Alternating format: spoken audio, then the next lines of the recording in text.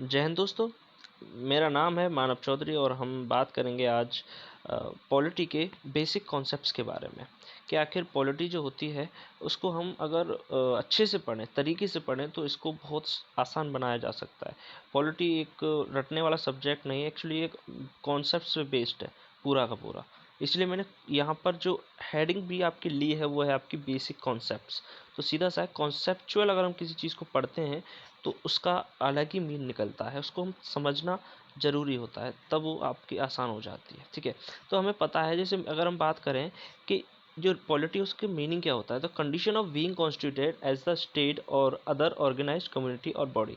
हम कह रहे हैं कि कोई भी एक ऐसी स्टेट या कोई ऑर्गेनाइज्ड बॉडी या कम्युनिटी, कोई एक समुदाय या कोई एक स्टेट की अगर हम बात करें, एक राज्य की, एक देश की अगर हम बात करते हैं, तो उसकी कोई एक ऐसी कंडीशन जिसमें क्या रहता है, वो हमेशा कॉन्स्टिट्यूटेड रहता है, मतलब संविधान के हिसाब से काम करता है, संविधान के अंतर्गत काम करता है। उसी को हम पॉलिटी, राजनीति कह देते हैं, राजनीति कह देते हैं। ठीक है, आगे अगर हम बढ़े तो इसमें कि द कॉन्स्टिट्यूशन जो होता है, अगर देखो जो पॉलिटी है ना, पॉलिटी तो एक तरीके से इसका पृष्ठ है। जैसे ये बुक है और जो ये बुक है, इस बुक का ये समझ लीजिए बाहर का जो कवर पेज है ना, वो पॉलिटी है, लेकिन जो इसको पूरी को चलाता है ना, वो होता है कॉन्स्टिट्यूशन। मेन क्या होता है, कॉन्स्टिट्यूशन। मतलब दिखावा कुछ और था, बाहर लिख रहा था पॉलिटी और अंदर देखा तो संविधान पढ़ना पड़ रहा है हमें। ठीक है, इस तरह से। तो मैंने बात करूंगा कि जो कॉन्स्टिट्यूशन होता है, वो कॉन्स्टिट्यूशन क्या होता है। तो कॉन्स्टिट्यूशन होता है वो सुप्रीम लॉ ऑफ कंट्री होता है। ध्यान रखना, सबसे बड़ा लॉ माना जाता है कॉन्स्टिट्यूशन को। एक बुक है हमारे पास जिसको हम वर्ल्ड की सबसे बड़ी लार्जेस्ट रिटन डॉक्यूमेंट मानते हैं। ठीक है, और वो क्या है, सबसे सुप्रीम लॉ माना जाता है। उसका जो भी लॉ होगा वो सबसे बड़ा होगा, वो सबसे मतलब माना जाएगा। विच मेक्स द गवर्नमेंट क्या वर्क, जो कि क्या है, किसी भी गवर्नमेंट को काम कराने के लिए होता है। क्या वो जो लॉ होते हैं किसी कंट्री में, ठीक है, वो कॉन्स्टिट्यूशन के अंडर आते हैं, और इससे बड़ा कोई नहीं होता है, कहने का मतलब ये है। ठीक है, अच्छा जी, बात करते हैं कि द कॉन्स्टिट्यूशन एक जिंदा डॉक्यूमेंट है। दूसरे जो पॉइंट है इस पे आते हैं कि जो कॉन्स्टिट्यूशन एक जिंदा डॉक्यूमेंट है, मतलब लिविंग है, सीधी सी बात है। और जब लिविंग है तो इंसानों जैसा ही, लिविंग वर्ड हमने यूज़ किया, तो डायनामिक है इंसानों की तरह भी। ठीक है, जैसे लोग जैसे डायनामिक होते हैं वैसे ही हम ये कॉन्स्टिट्यूशन में, क्योंकि इसमें चेंजेस किए जा सकते हैं, अमेंडमेंट होते हैं। सीए आया था आपका, फार्म बिल आया है आपका, ठीक है, आपका जीएसटी वाला ये लॉ आया था। तो ये जो लॉज वगैरह जो भी बनते हैं वो सब कॉन्स्टिट्यूशन के अंडर में बनते हैं, ध्यान रखना। तो ये होता है, इसको हम क्या बोलते हैं, कोई भी अमेंडमेंट लाना है तो उसमें हमें इसलिए हम क्या कहते हैं, इसको डायनामिक बोल देते हैं कि इंसानों की तरह लचीला है, चेंज ला सकता है।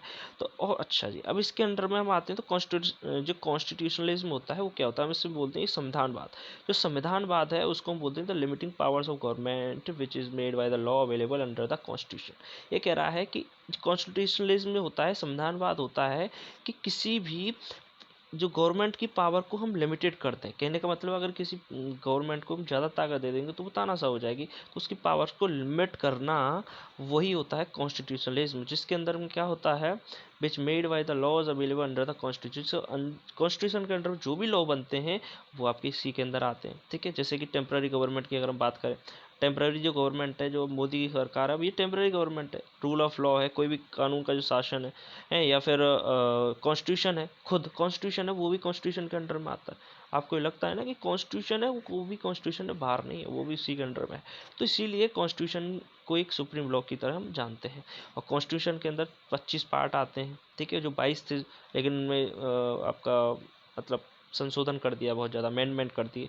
और 471 आर्टिकल्स इस टाइम पर 12 शेड्यूल्स हैं। ठीक है, तो इसमें हम आपके आज के टाइम पे ये सबसे लार्जेस्ट आपका कॉन्स्टिट्यूशन माना जाता है हमारा वर्ल्ड का। ठीक है, हम बात करें कॉन्स्टिट्यूशन के बारे में, तो जो कॉन्स्टिट्यूशन है ये आपका 3 आपके पिलर्स पर खड़ा रहता है, मतलब 3 एक तरीके से ब्रांचेस हैं जिन पर ये वर्क करता है। फाइन, जैसे कि अगर हम बात करें लेजिस्लेटिव की, तो लेजिस्लेटिव जो होती है आपकी, वो पार्लियामेंट में, पार्लियामेंट इसका एक सबसे बड़ा पार्ट होता है। और जो बटा रहता है आपका 2 ब्रांचेस में, वो होती है राज्यसभा, लोकसभा। राज्यसभा को बोला जाता है आपका अपर हाउस, ठीक है। अपर हाउस उसको बोला जाता है लोअर हाउस, ठीक है।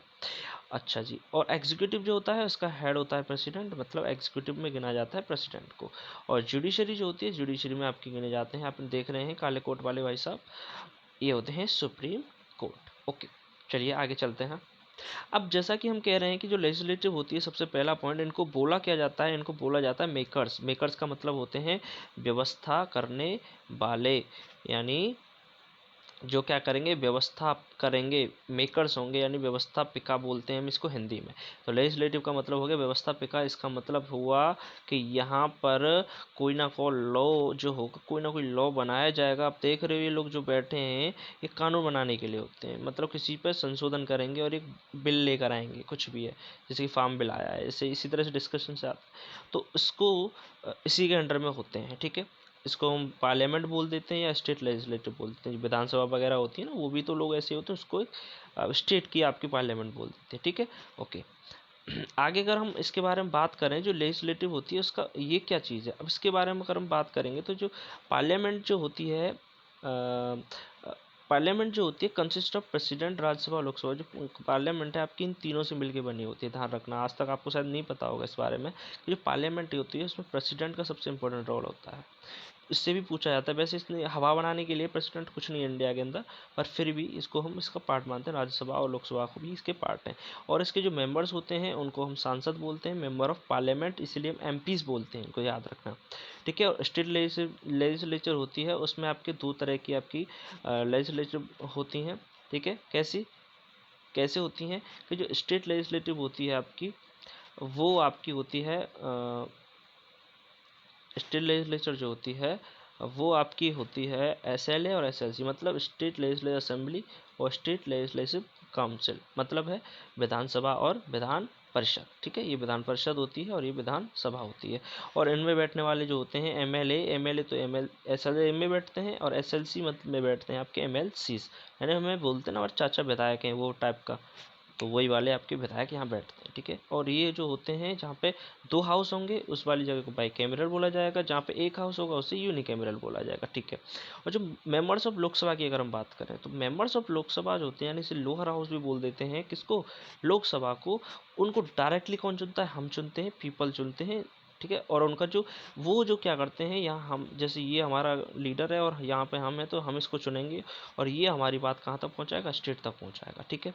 ये काम किसका होता है, लोकसभा मेंबर का होता है, एमपीज का होता है, ठीक है। लेकिन जो राज्यसभा जो है हमारी, राज्यसभा में जो चुने जाने वाले जो लोग हैं वो इनडायरेक्टली इलेक्टेड होते हैं, मतलब उन्हें डायरेक्ट हम नहीं चुनते हैं। उनको क्या है, कौन चुनते हैं, एमएलए चुनते हैं, जो आपके कहाँ बैठते हैं, जो आपके मंत्री वगैरह होते हैं ना आपके, या एमएलए वगैरह, विधायक वगैरह, सॉरी विधायक जो होते हैं वो क्या करते हैं, इनको चुनते हैं। और ये इनको चुन के क्या है, ये हमारी जो सेंटर में है ना, ये हमारे राज्यों की आपका रिप्रेजेंटेशन करते हैं, कहाँ पे, सेंटर में। तो इस तरह से आपका एग्जीक्यूटिव पार्ट ख़त्म होता है, ठीक है।